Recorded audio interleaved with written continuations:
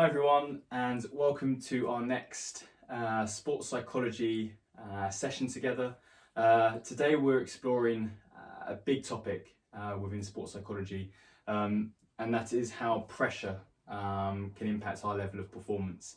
As with any introduction or any new topic that we're exploring, we're going to explore it, build the foundations of it, and then in the coming sessions we'll then look at some of the techniques and resources that you might want to try and use in order to try and cope with this level of pressure that you might be feeling.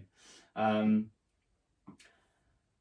start with, I've taken this idea teacup, so thinking correctly under pressure, from a man named Sir Clive Woodward, who was the England rugby coach in 2003 when they went and won the World Cup.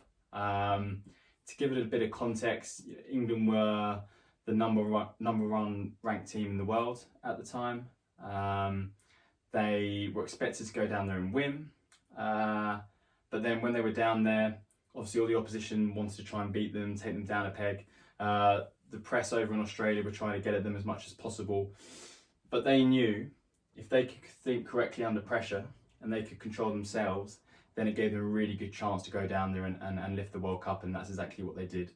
So this idea of teacup is quite an interesting one to come back to, and if you can get your head around this, it's quite an easy way to remember some of the key things that we look for when we're talking about pressure and trying to thrive under a bit of pressure.